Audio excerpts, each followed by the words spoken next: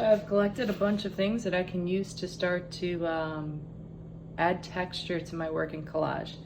So I'm going to walk you through the project, how we're going to start and how we're going to end. So I have these palm fronds. I can take my paintbrush, I put some paint on my palette, right? And first thing to do is to just experiment with what's happening with these, to see how they react when we start pressing them into imagery before we actually start to put them on the imagery. So I have this. So if you get a piece of paper out, you can start to play with that. Now this is called a brayer. And when I put this on, it makes imprints, right? Now if you don't have a brayer, we also can use something that's a cylinder. That would work for you too. So let's try, what else do I have here? I have a potato masher. So this, I'm actually just gonna paint this thing. And see what happens when I press it into the paper. See what type of it. So for that, I'd add a little bit more paint. Put some more paint on that thing.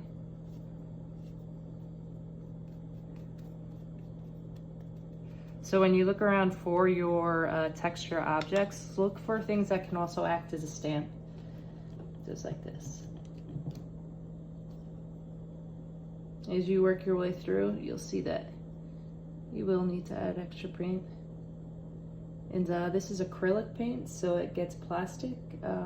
It dries almost like as plastic, so it will come off. But obviously, I don't recommend painting stuff that you don't want paint on.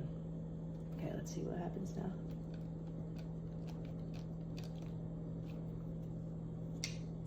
Another piece of thing you can use is a sponge. All right, super simple. You can also take this and cut it into different shapes. I have a piece of cellophane. If I paint this, and I start to allow those folds to happen, see if I crinkle it up. And I put it down on my paper. Use the brayer. Let's see what type of texture I can get. A great way to get texture is actually use some cardboard. You open it up so it's corrugated. Paint this. And you can use black and white, you can use color, you can use a color plus white to give yourself some variation. But I do want you to see if you can get more color in there than just one, that we do start to have a variation. So if we take this, put this down there.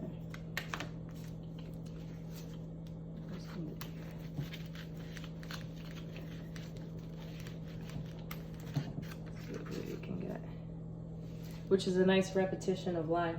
Another thing, this is from a mandarin orange bag. Those little snacks, orange snacks that come in a pouch.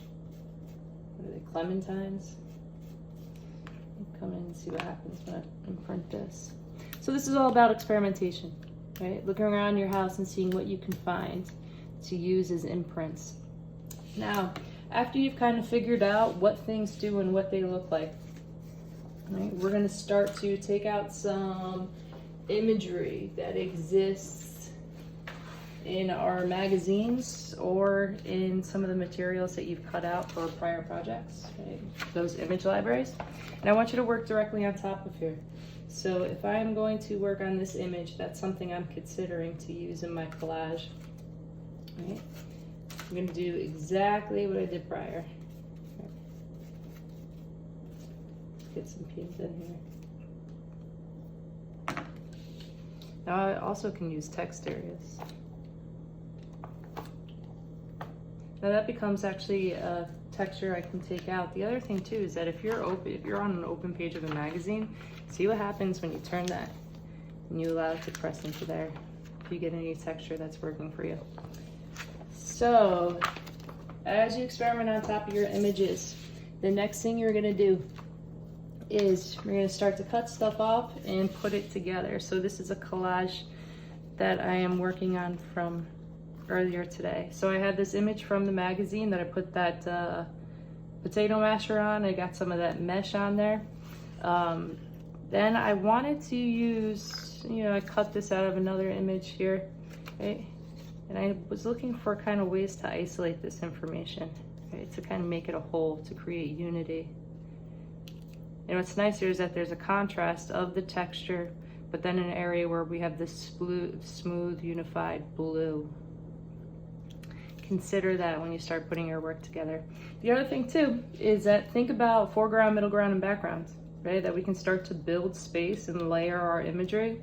So right here I have my backgrounds, right? Kind of have a middle ground with this blue. My foreground, the subject, is the figure. Once I find my proportions, I'm going to trim it out and mount it onto Bristol.